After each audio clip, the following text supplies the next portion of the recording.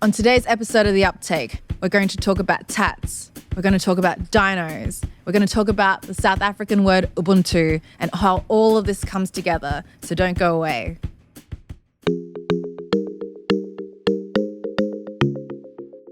Welcome to The Uptake with Anna Chu. This is a new show about all things tech and community, and this episode is brought to you by AvePoint. Over 16,000 customers and 7 million cloud users worldwide trust AvePoint to migrate, manage, and protect their cloud on-premises and hybrid environments. AvePoint is a cloud-based platform that helps customers extend their capability and how they manage and govern Office 365, accelerating your digital transformation success.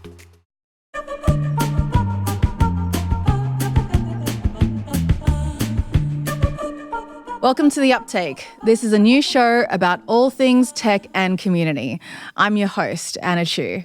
I'll introduce you to people all over the world as we follow the path of Microsoft Ignite the Tour, traveling from city to city across the globe.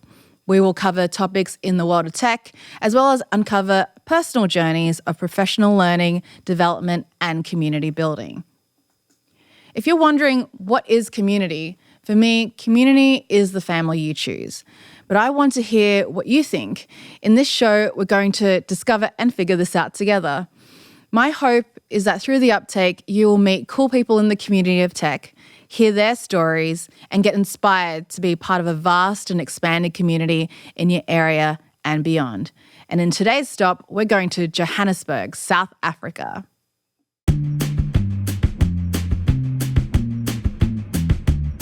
I'm excited to introduce today's co-host on The Uptake, Nicolas Blank. Nicolas is an amazing Office apps and services MVP. He's been an MVP for quite some time. I've gotten to know him through many of his community building activities. So I'd like to welcome Nicolas to the show. Nicolas, where are you joining us from today? Today, Anna, I'm in my hometown. Actually, I'm at home for a change, and I'm in sunny Cape Town, and summer has just started. Oh my gosh. And I don't mind having a lot of sunshine and blue sky for a change. I love Cape Town. I was there for Microsoft Ignite, the tour, or was it a tech summit? I can't remember, but it was just one of the most picturesque places I've ever been to. So you're part of a very lucky few people get to enjoy that. Yeah, you're right. And I love it. Every time I get to be home, I literally look outside and I see sunshine and blue sky. That's, of course, when the sun is shining. And I really celebrate the fact that I get to live here. Yeah, but you're also part of a bigger community in terms of being an MVP. So tell us a little bit more about what being an MVP means for you. Yeah. I'm reflecting because I had this conversation a little while ago and people asked me, how did I become an MVP? And it's the same reason how I've stayed an MVP, and it's looking for how do I add value to someone out there, and that's from a genuine position. So I'm looking for, in all of the things that I'm doing, I'm not here to fulfill a metric. So how many clicks am I getting and how many views am I getting? It's all around, if I'm producing content, can I be honest about it? And that honesty has to translate to how will this help somebody? And that drive allows me to unpack people in podcasts, as an example, in a much more deeper way than I could otherwise, because I'm not chasing the click. I'm chasing the person that somebody else wants to become or the position that somebody wants to grow into. Yeah, and I think that's some of the things that people don't really understand about community. It's actually got a lot more about to do with giving back rather than what you can take from it. Yeah, you're absolutely right. Community is very much, if I think of an analogy, it's like a football match where there's a few people on the field and everybody's watching them. Yeah. And the people who are watching them gain the benefit of the effort that the people on the field are putting in. And the people on the field don't think they're special at all. Yeah. They're just doing what they're doing because they love doing what they're doing. And it happens to be publicized. And if it wasn't public, they'd do it anyway. Yeah, I'd still be meeting up with people and sharing knowledge. I'd still be speaking. I'd still be writing. being an MVP has given me a platform to do that in a way that I, as a person, got to be celebrated, which I love. But I also have to be honest in that if I'm doing this for the wrong reasons, all that effort is going to fade. Yeah, totally. Authenticity is really important when it comes to community contributions. So I met you recently at Microsoft Ignite in Orlando, and that was a whole lot of fun. Tell us a little bit about your experience there, especially in your role as an MVP. Wow. I think anyone who goes to Orlando has to celebrate being massively over-caffeinated and having sore feet. Yes. Yes. Comfortable shoes. Oh, yes. But people think that, we're just saying that, but it's true. You have to optimize for comfort. The amount of walking that you have to do is really insane. But I also know that you were recently there to record some podcasts too, right? Yeah. So we got, I think, 4 official podcasts. So we got to use these gorgeous booths that had really eye-wateringly expensive equipment and stunning microphones, and we loved that. And then because the venue is so amazing, there's so many backdrops and so many people. So we snuck another 5 episodes in there. Wow. Yeah. I would see someone interesting and say, so why are you here? And they'd say, blah. And it's like, would you mind saying that into a microphone? And if they said yes, like, so what are you doing 20 minutes from now? And we just do an impromptu recording. And sometimes we'd schedule things, and we got some of the most amazing people. And some of these people you'll see on the show, you would never see them in public. Mm-hmm. And that includes some amazing people like the documentation team who are massively under-celebrated.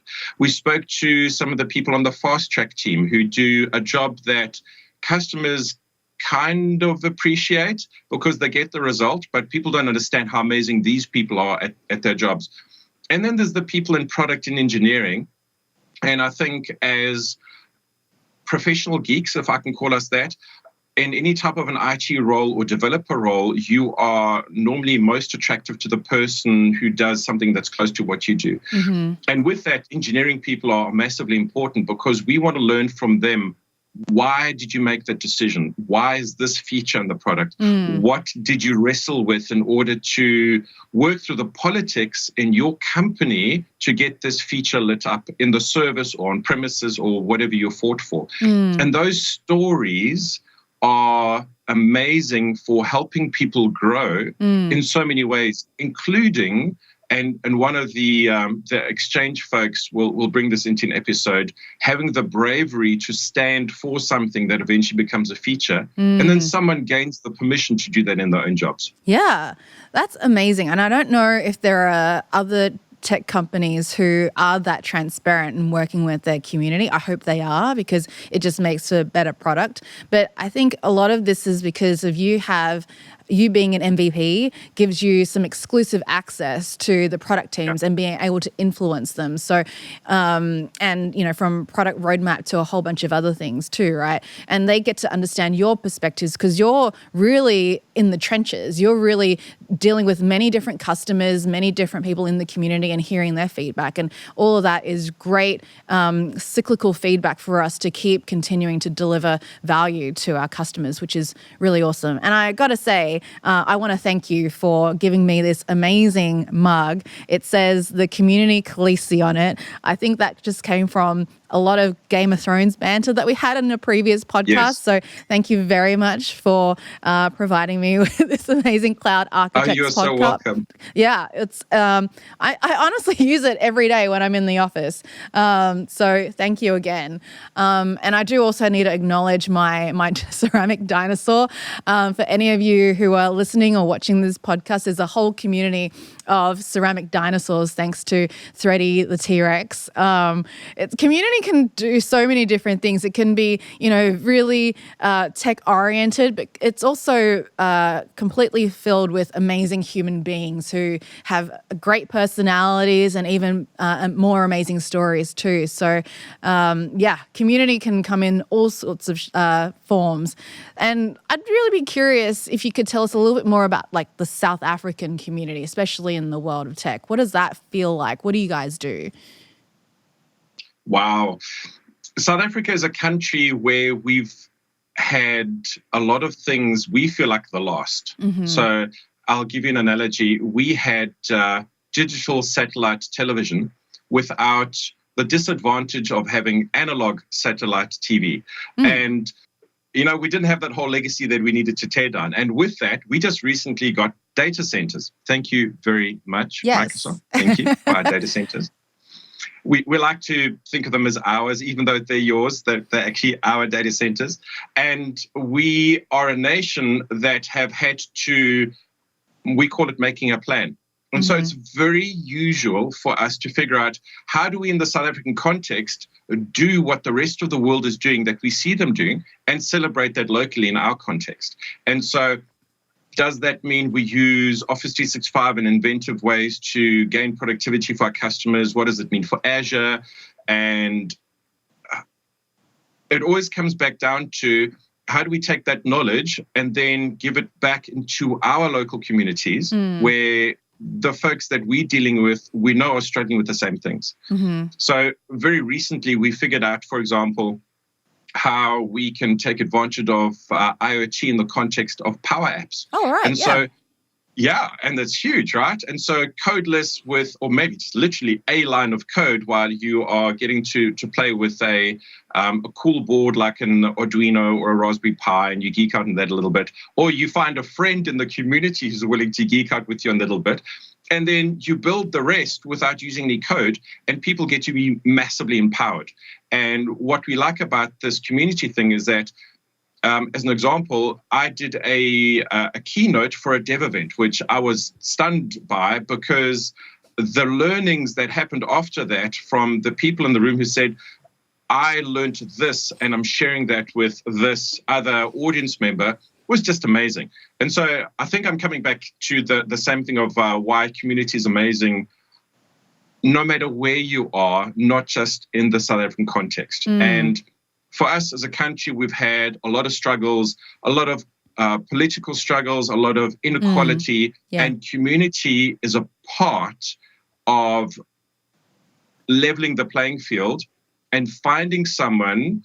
And I, as an MVP, enjoy doing that. I find a person who says, hey, I want to contribute, but I don't know how to do that, or I don't know how to do that in a safe way. And I say, come stand next to me on a stage and I'll help you deliver the presentation. I'll even write the presentation for you. Wow. Just come up and figure out what it feels like to talk. And if you feel like you can do that, you've actually won most of the hurdle of how do I do this presentation thing? Content you can figure out.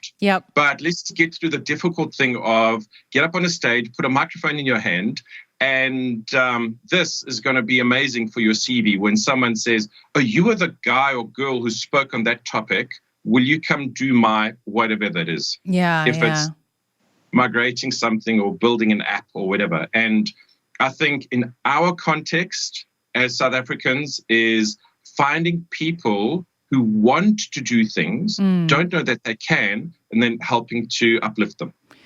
And that's just so empowering. I think you're hitting on exactly the right points in terms of why community is so important, because we're lifting each other up and we're helping build each other's professional careers, their own personal journeys as well. We can only do so many things in isolation, but if we do things together, then everybody benefits, which is such a cool thing about community. So Nicolas, thank you so much for sharing a little bit about you, a little bit about what you do for the community. Sounds like you do a lot to mentor others, so thank you on behalf of the community. I really want to introduce our community guest for today's show, Tracys van der Schyff. She is an amazing Office Apps and Services MVP as well. So Tracy, welcome to the Uptake. Thank you so much, Anna. It's quite an honor to be part of this, and of course to always catch up with you guys is very close to my heart. So it's wonderful to be together today.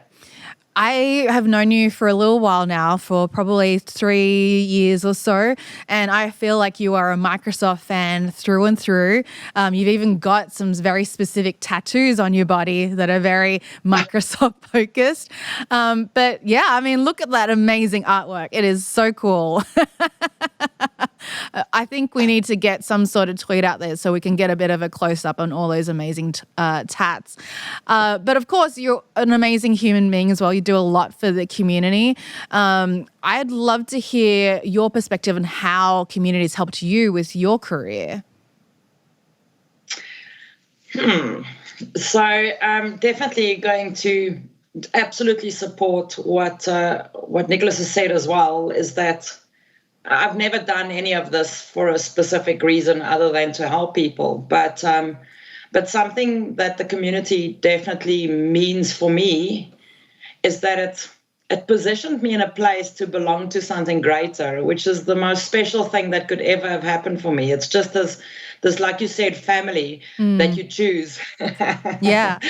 But it really just gave me a place to belong. I think so many of us, and especially when you're a bit geeky and you're a bit different and you follow your own ideas, then you tend to kind of like not fit in everywhere. And that's what makes us unique, right? So it was really incredible for me to, after a couple of years in IT already, to find a place where I really felt like I belonged, and I could find people that was like-minded and also people that wasn't like-minded, but it changed my perspective. So it really gave me a huge sense of belonging. And as you know, if I think of community, my second favorite word is Ubuntu, which is that African word, which means I am who I am because of who we all are. And I always repeat that, is that I was this one piece of puzzle for years and years, which doesn't mean much on its own. I just don't complete the picture. And together we complete the puzzle picture. I mean, that's what's so amazing for me. And I think that's one of the coolest things about community, is that it is, especially in the world of tech, because the speed in which you have to learn right now is just crazy. It's really like a hockey stick. The amount of information that we're putting out there is just gargantuan. And so you really do need to rely on your community to help you focus on what is important or super relevant to your own path in your journey when it comes to tech. But I'm really curious, how did you become passionate in tech in the first place? I don't think a lot of us gets promoted into it. But I definitely believe that everything starts with doing. I think a lot of us makes the mistake to wait for inspiration, or we wait to be motivated. And it's such a lie. It doesn't happen like that. Everything starts with doing. Yeah. And that's why the word do is in the word adopt, by the way. I'm convinced of it. But everything starts with doing. So when you start doing something and when you start repeating something, even if you're not completely inspired in the beginning, or, it's still an uncomfortable place, and that's how we learn, then with doing, starts, the repetition, and that starts consistency, and that starts with having discipline and habits, and that's what builds motivation and then leads to inspiration for me. So for me, everything like that's always been about starting doing first, about tackling something and saying, I want to achieve this, or I want to figure this out. I've always had a passion for solving problems. I've always had a curiosity for that engagement and that interaction between humans and technology. I've always been interested in it, regardless of the jobs that I've done, because I definitely didn't start in tech. I mean, that was never the idea, So for me, definitely, it's about starting with doing, but then that bug bites, pun intended, and the inspiration comes from helping people. But like that community thing as well is that, and that's a big thing that the community is that it's a validation of where I am right, or where I am doing the right thing. And sometimes we think it's only me that struggles, it's only me that's doing this wrong. So that helps me in the community, but it's also an affirmation. So those things, the validation and the affirmation, which is funny enough, a perfect thing for change management, and it's a perfect thing for quality control, and that works perfect in the community as well. As having that is kind of what keeps on adjusting us. That whole plan, do, check, act thing, in compliance, and that's how the community works as well. Sometimes we kind of just realign each other, and that for me builds that passion and it builds that excitement for me. And that's gamification 101, by the way. And we don't, you don't need badges. You don't need special things. It's about that human interaction. Yeah. And that's definitely where the passion comes from. My passion, definitely. And it's never always just been tech, and all the jobs that I've done has always been to help people and to help people be better than they were yesterday, because everything is small baby steps. Yeah. So yes, that's where the passion comes from. Yeah. The solution doesn't come from just tech. I mean, tech is just the path or the tools in order to enable people to do amazing things. One of the things that I think is really unique about you is that you have a very individual personality. You're a super unique person, which is great. And this may be a bit of a personal question, but did you ever feel at some point, especially early in your career, that you had to fit a specific mold? Or did you feel super empowered to be the crazy pants Tracey that we all know and love? Definitely not. Definitely not. I mean, the first couple of times I went to conferences, I felt like a complete outsider, and I had convinced myself to a point that I was being pushed to be an outsider, and that's just that typical impostor syndrome and this negative lie we tell ourselves. So that definitely took me a couple of years to understand that was an internal voice, and it was an internal messaging, that it was quite skewed. But I never felt like I was good enough to go to the conferences. I never felt like I had a voice to stand up. I didn't want to stand out in the beginning because I already felt that I stood out, especially as a woman in the tech and at conferences, because quite a couple of years ago, there wasn't that many women at the technology conferences. So I stood out even more. And I'm loud and I am crazy. So that was difficult for me because I just didn't feel I belonged there. I didn't feel I had the right to be there or that it was justified. I felt extremely stupid around all the superheroes that I surrounded myself with. So that definitely took some time. I mean, the whole crazy pants thing and 101 tattoos. I mean, I don't know how that happened. And Brahm, my sheep that travels with me. But that took me a couple of years. And I would say that about in the last 3 years, I've become more comfortable with who I am, because I think that's the most important thing, is that self-validation and being comfortable with who you are as a person. I still today, I don't know what the magic recipe is for these things, but I still today believe that crazy challenge I did with writing a blog every day for like 2 years or something, that was the best thing I could ever have done for myself, because every single night I went to bed and I had a checklist that said, today you achieved something. And every day I got up and I had another task to complete. And because I always felt that I didn't complete things or I wasn't good enough, it was bold for me to keep on doing that. And then, of course, the affirmation and the feedback that I got from the community just helped strengthen the fact that I wasn't as much of an imposter as I thought I was, So, and I'm sure we all struggle with that. It's I'm very far from having it fixed, but the greatest gift you can get in life is awareness. And when you have the awareness that is a problem that you have, then you can have a constant checklist to like bounce against and say, let me correct that again. You're going off the path again. So no, I definitely didn't start out like this. Community made me crazy. I was quite normal before I joined the Microsoft community. You can ask anyone. I don't know if that's necessarily true. I feel like this is your true self, but community has enabled you to really come out in your true colors, right? I think so, yes. Yeah. I think that's a good way of putting it. You're right. Nicolas, does a lot of what Tracey is saying resonate with you, especially in what you're seeing in the community, people having imposter syndrome? Oh, good gosh. Yeah. I remember my first MVP summit, and I became an MVP, and I had friends collect funds to take me to Seattle so I could go and do my first MVP summit. Oh my gosh. And you want to talk about validation. I got there, and my first breakfast in the food hall, I saw 2,500 people who were like me. And the validation that came out of that was just tremendous. Didn't matter what the subject area was. It was a case of, wow, these are people who share passion, that do what I do, they do it in different places. And if our listeners don't know, MVPs are re-awarded every year based on the contributions of the previous year. So it's not a certification that you write once and then you keep. You could lose it at any year. And every single year, there's this humbling experience when we are recognized that the last year was enough. And we think, this is amazing. It really is. And so absolutely, yes, I've done this for a while.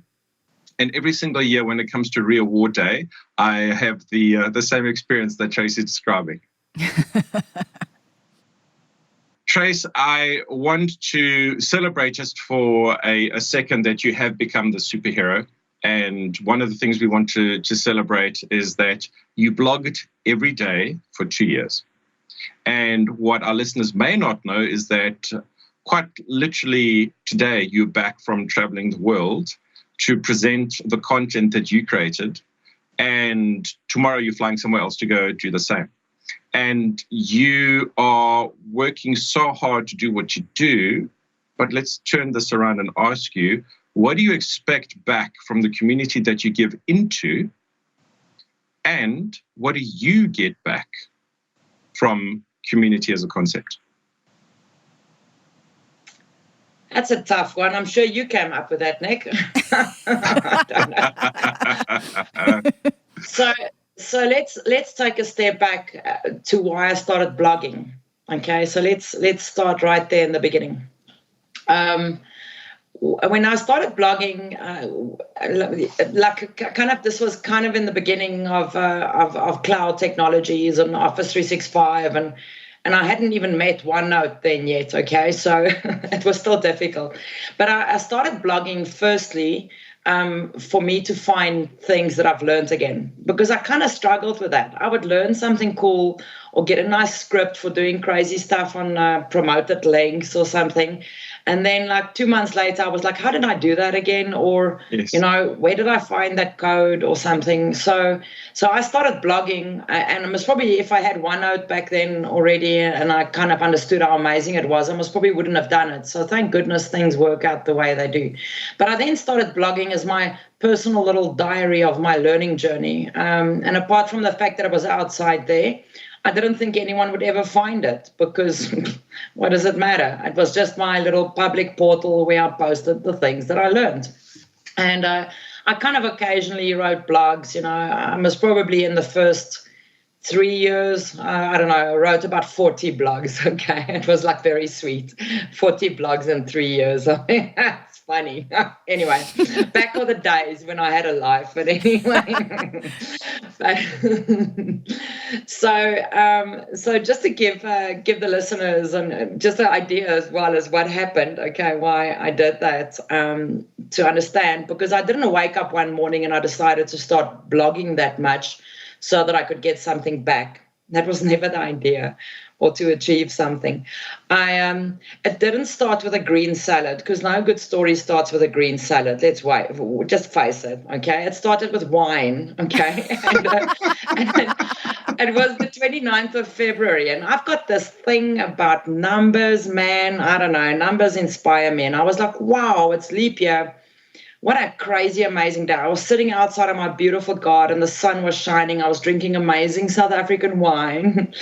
And I had this idea, and I thought, man, this doesn't happen often. This is going to come around again in 4 years. I should do something really cool today, And all the ideas I have always starts with pictures. That's just how my life works. Mm-hmm. And most of them starts in PowerPoint, which is why I have a PowerPoint tattoo, by the way. It always has my back.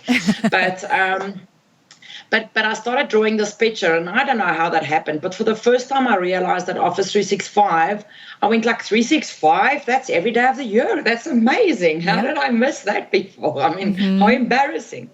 So I remembered this story as a child that we used to watch Around the World in 80 Days, like this travel story, okay? And I thought, how cool would that be to write the story around the office in 365 days, okay? And I would blog my travel journey because I love traveling and I love meeting people and I love telling stories.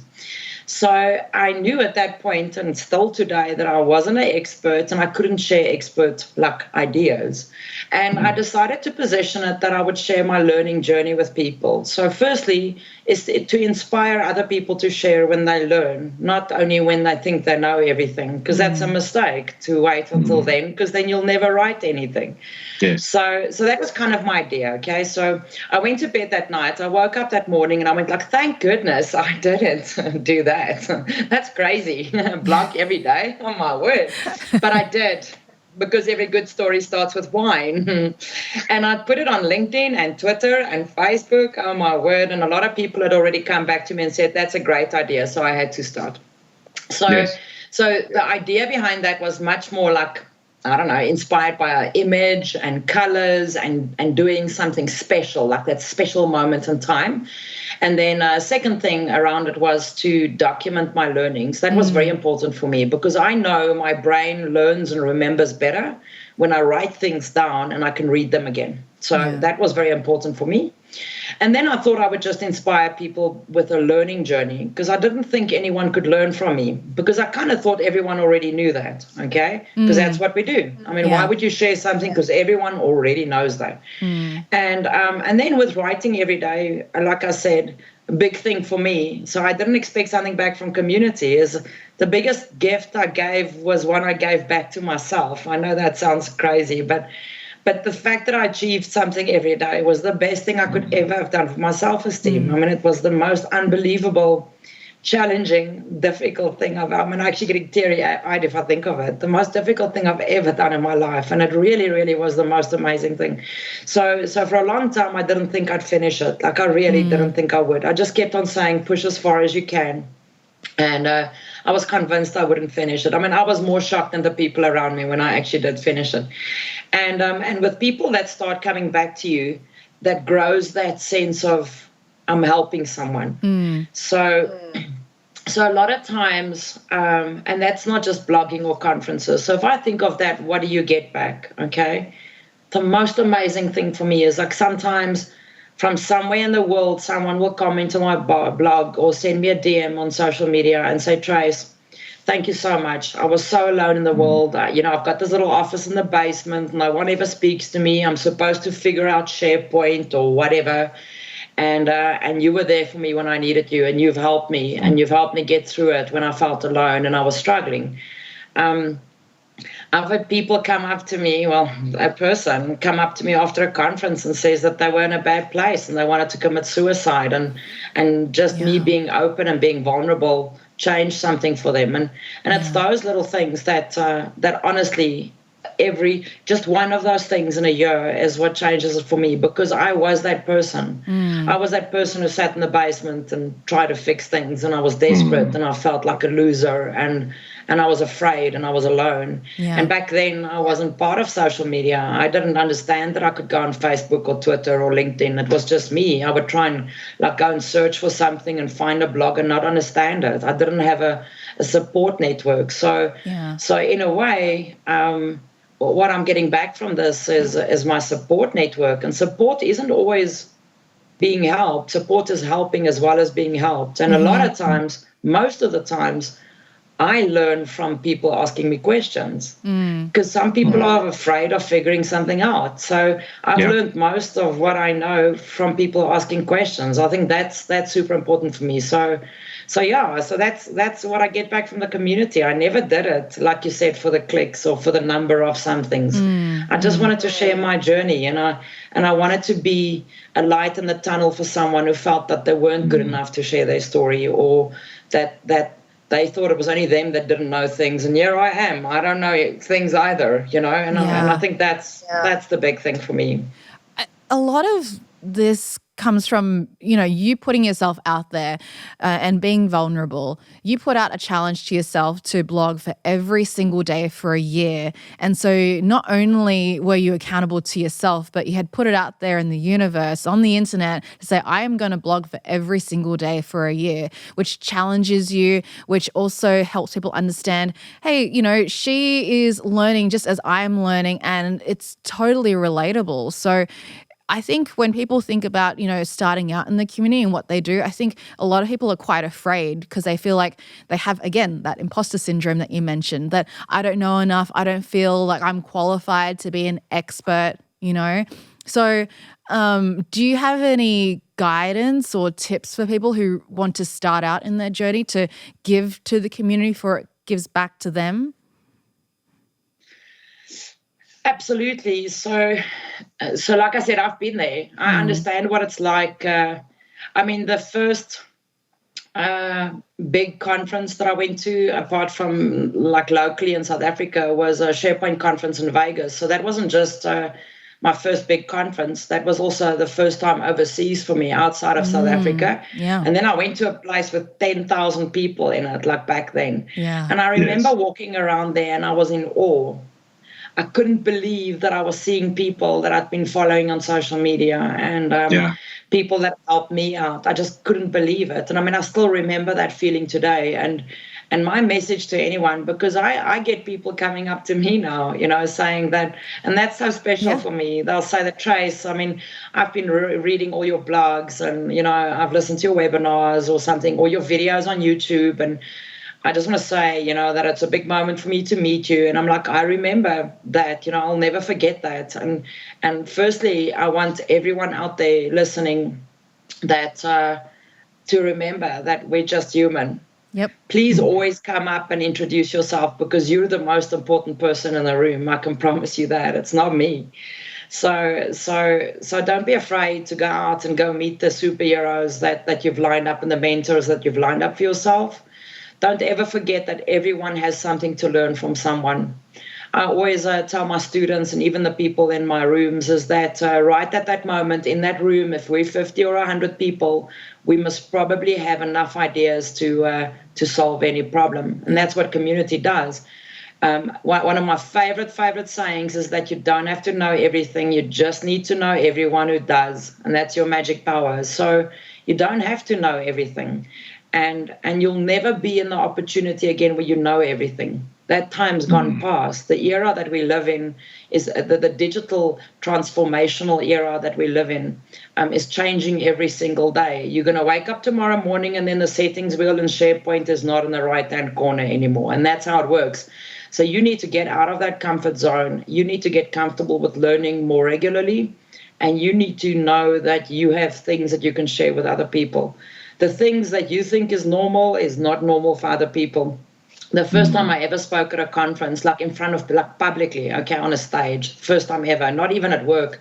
I never did something like public speaking at work, but was at Share in Johannesburg. And I was so nervous. I didn't sleep that night. I was sick to my stomach. I had 3 broken ribs because I ride motorbikes. That's what we do. And I just felt terrible. I felt like, man, these people are going to throw me out. I went to the conference organizer that morning and I said, he must please cancel my session. I don't care if they tell him I'm deadly sick and I'm in hospital. I can't do this. I'm such an imposter and I'm going to let him down for his conference, And he refused, stubborn oak. And I got on stage and I told the story about compliance and SharePoint and cool things. And I couldn't believe how many people waited for me after my session to ask me questions. And I could also not believe how many people waited for me afterwards to ask me how on earth I did that. And I thought I was showing people stuff that they already knew.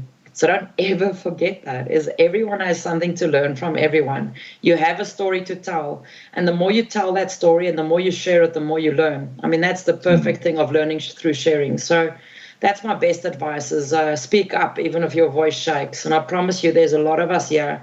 And there's cool mentorship programs in the tech community as well. Reach out to someone. If there's things that you're scared of, reach out to me through the mentorship program. If you need help in specific areas, because we learn. No one's born with all the skills. But don't be afraid. Just speak up, even if your voice shakes. I promise you, it's worth it and it gets easier. Yeah. The first step is always the hardest, but it really helps if you know that there are other people out there who are just like you, right? I think that's the first hurdle, is that people feel that they don't know the community and they're just like this unknown person. But if you just reach out, you'll be very surprised at how many people come back and be so supportive and so positive about you just reaching out. So you've got some amazing points that you're raising about community and how it's helped you personally. And thank you, Tracy, so much for joining us to share your story. It's just been really eye-opening to understand your journey with community. I hope it's inspired a few people on our podcast. Tell us how people can find you and follow you and understand what's happening in the world of Tracy. So I think the easiest thing, I've got a website as well, but who cares? The easiest thing is just to find, I don't know why I even built that one. I mean, I don't care about that, but the easiest is my blog site, and it's just tracyvanderskyf.com. So tracyvanderskyf.com is my website, my blog, and it's got my contact details and everything on there. And then on Twitter, I'm at TracyVDS for Vanderskyf, so at TracyVDS. And on LinkedIn, you'll find me as Tracy Vanderskyf as well. Awesome. So, and I'm pretty sure if you search for hashtag crazypants and you search for hashtag Brahm, you're going to find photos of me as well everywhere. So I think that's the easiest way. And then, of course, MVP profile as well, part of the tech community. That's the place where you should find me, is go sign up for tech community, and that's where you go find me. Perfect. Thank you, Tracy. And we got to get some footage of Brahm. Can you hold up Brahm for us just to take a quick look? She is. Is Brahm a he or a she? Why don't you clarify that? Or He's gender fluid? I don't know why. My motorbike's all she's, but my internship and mentorship is a he. Mm-hmm. And he even goes to Ignite. He always gets a badge, by the way. He's got tattoos like mommy as well. Oh, my gosh. So he's also got tattoos. So cute. But yeah, that's Brahm. He's an internship. You can see internship. If you search hashtag internship, I'm sure you'll find amazing pictures of Brahm at Microsoft Ignite. I'm sure. You can find Tracy on all of those different channels. We'll include all of that in the show notes, but we're going to take a quick break. And when we come back, Nick and I will talk about the upcoming stops on the tour and how to find other user groups in your area and more. So don't go away.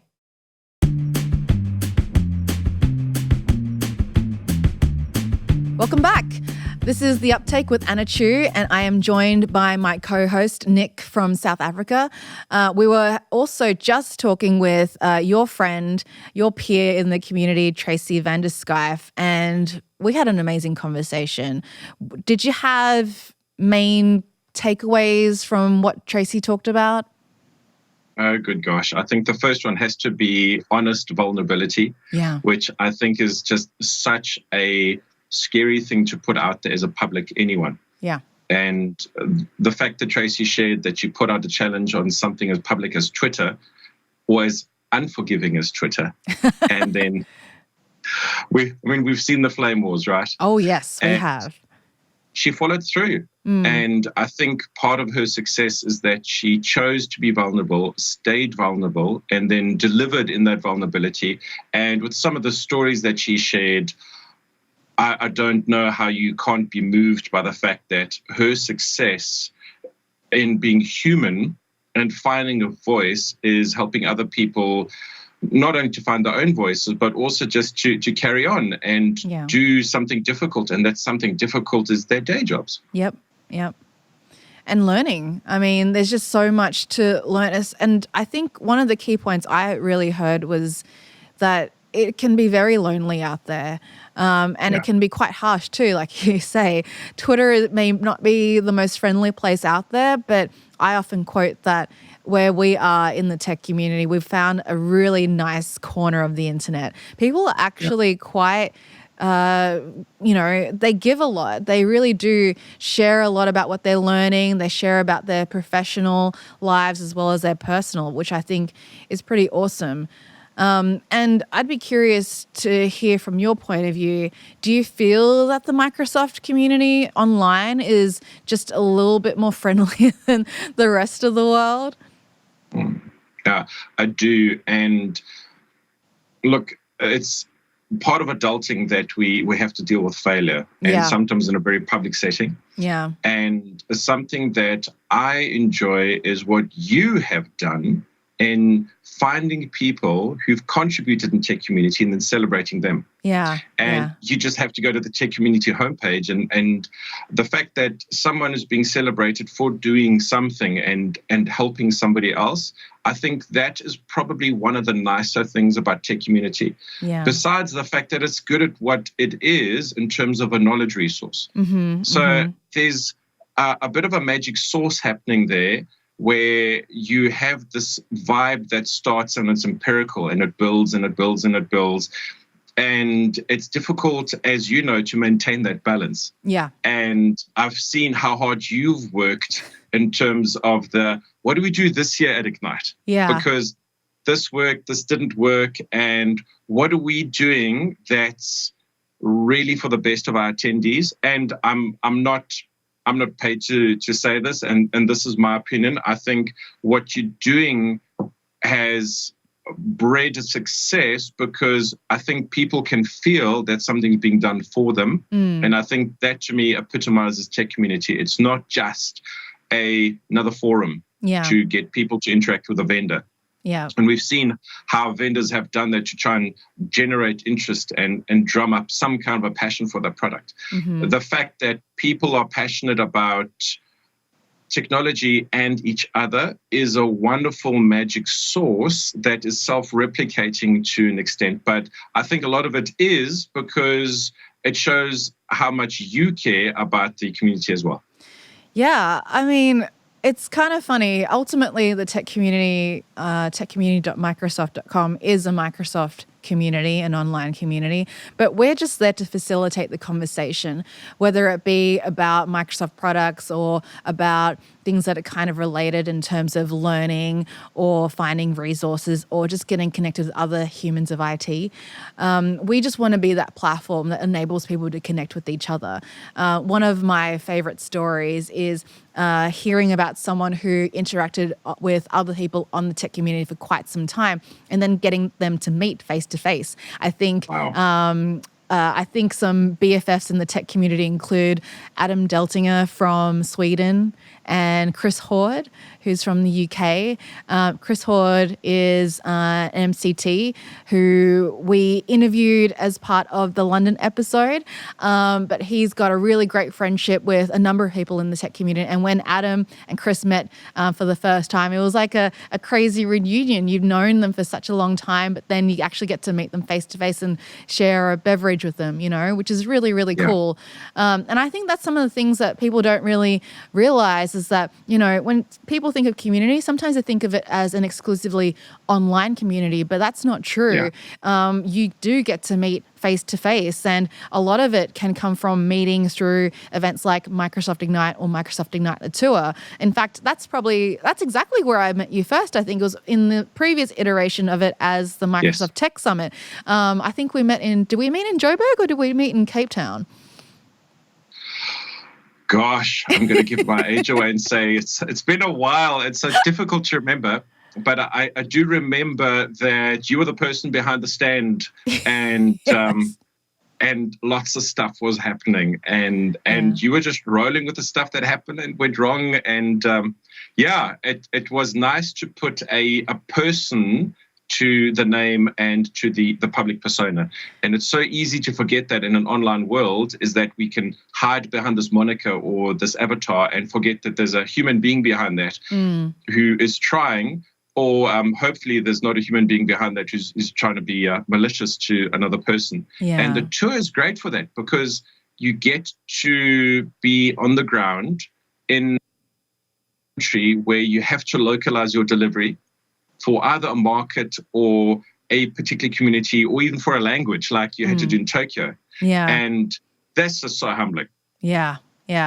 And I think, and I just got back from Tokyo, and even though there were language barriers, I really did feel that I got to meet people as human beings. I met an MVP. His name is Taichi Nakamura, and I got to learn some amazing things about him. He is a business applications MVP, I believe, but he certainly cares a lot about Power Apps. Oh no, actually, he's Office Apps and Services. My mistake. And he had built a Power App that was actually a musical instrument. If you just tilt it, it would become a handbell. And he is the lead of the Power Apps Orchestra. Now, I would never have known this without actually having met him and seen his demo. But yeah, like you get to meet these people because you are united by your passion for tech. But then you find out that this person is a musician, a composer, they care about Power Apps, they care about Microsoft Teams, they are a dad, they are a much more complete human than just one alias or Twitter handle, you know? So I find that, you know, it's through Microsoft Ignite the Tour that I actually get to know people, get to know them as people. Sadly, with Microsoft Ignite, I am just a flutter with so much work that I am trying to do that I don't really get a chance to get to know people. But the tour is a lot more mellow. If people tell you that Microsoft Ignite Orlando is just too big, it's too hard to contain it all, then Microsoft Ignite the Tour is a little much slimmed down. It's a 2-day event and it's free, and we've got 30 cities on this tour. So hopefully we are going somewhere close to your neck of the woods. In South Africa, we'll be in Johannesburg this year. That's right. I don't know if I'm going to be there or not, hopefully, but even if I'm not going, there'll be amazing people in the community for everybody to meet. Nick, are you going to be there? Yep. Yeah, I've got 3 sessions that I'm doing, and there may be more. We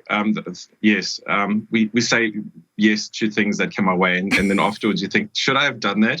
But until you get up and start contributing, you actually have no idea what you're capable of. Yes, that's true. One of the things I want to echo about the tour is that it's a very local event. So one of the nice things is that Microsoft asks for local speakers and gives local speakers preference. And so there's local content that is presented, literally what the speakers have been asked to prepare, as well as some of the content which has been shared by Microsoft, which then you are asked to make your own, which I think brings great relevance, that you're not just delivering a 52-page canned presentation, but you actually have something of your own that you can deliver in that. And speaking to the authenticity of the message, I think that delivers a lot when someone who's local can say, this is what's in the slide deck, but this is what I think about that. And this is how I would join the dots. Yeah. I think that's the value of not just Microsoft Ignite, but Microsoft Ignite the Tour, is that we couple Microsoft content with community content. And the difference is that think of Microsoft content as what the product is and what it's designed to do. But the community provides a lot more perspective on real world scenarios, on applying it to small business or to apply it to a much more regulated industry, or even just how you configure things or how you go about deployment or driving adoption. So I feel that pairing that together really helps people build that full picture of what Microsoft technology can do for them. One person's best practice might not work for another person, but certainly understanding how they got there really helps them understand what they can do for their organization. So that's really, really awesome. So thank you, Nick. Thank you for co-hosting this episode of The Uptake with me. Loved having you as my co-host. Thank you. If people want to find you online, how do they find you? And you do a podcast too, right? I do, yes. Gosh, that was a scary thing to get started as well. But I do a podcast. It's called the Architects.cloud. It stands for the Cloud Architects. And the reason why it's got the name Architects in there is because we're trying to build something that gives someone a repeatable pattern to follow, which is basically what architecture is. And it's a podcast about cloud technology and the people in it. And so in all of those, there's repeatable patterns. Someone wants to be Tracy. We just got to ask, what are the questions to allow someone else to follow that path. Yeah. Someone wants to learn about Exchange Online, Office 365. What is that path? How do I become a better developer? So we have so much to talk about, and we'd love it if you would consume our audio or video content. Shameless plug on that one. And you'll find me on Twitter at Nicolas Blank. That's Nicholas without an H. And I have a blog which is massively neglected because I've been podcasting. So, yes, the URL to that is Blankman blog.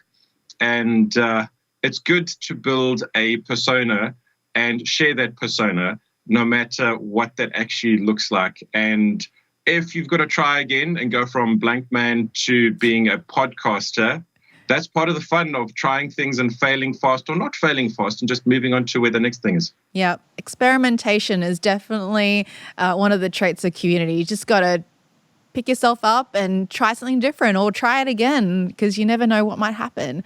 But thank you so much for joining me, Nick. Thank you for the amazing mug. Community Khaleesi is about to sign out. But thank you again for chatting with me, and I look forward to seeing you all soon. Thank you very much. Bye. Bye. Thanks again to my South Africa-based co-host, Nicolas Blank, and our guest, Tracey van der Schyff. I highly encourage you to visit the Microsoft Tech community to find events in your area around the world and those that are online. You can also discover Microsoft Learning Paths, blogs, and event recaps. Go to techcommunity.microsoft.com. Join, learn, activate your mind. You will not be disappointed.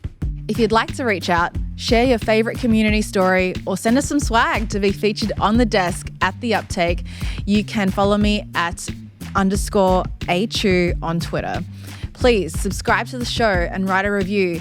It really does help people find the show. If you can find it on Apple Podcasts, Spotify, TuneIn, YouTube, or wherever you get your podcasts, then please write us a review. And if you enjoyed the show, please share it with your friends, colleagues, and local community. Help us spread the word and community love. I hope that other people feel inspired by what we're sharing on the Uptake. And if you like it, there's another modern workplace podcast that you may like. It's called Shift Happens, and it is done by Microsoft MVP and Regional Director Dux Raymond Sy. Each week, Dux interviews and shares the story of a modern workplace professional leading change at their organization. The first season includes some of the biggest initiatives at the biggest brands, including United Airlines, H&M, Heathrow Airport, and more. See what it takes to overcome the logistical, technical, and personal hurdles that stand between you and making Shift happen. Find Shift Happens wherever you get your podcasts. Thanks again to our guest, Tracey van der Schyff, and my co-host today, Nicolas Blank, and our sponsor, AvPoint. And to you, our listeners and viewers, I'm your host, Anna Chu. Stay tuned for our next episode, and I'll see you out there in the community.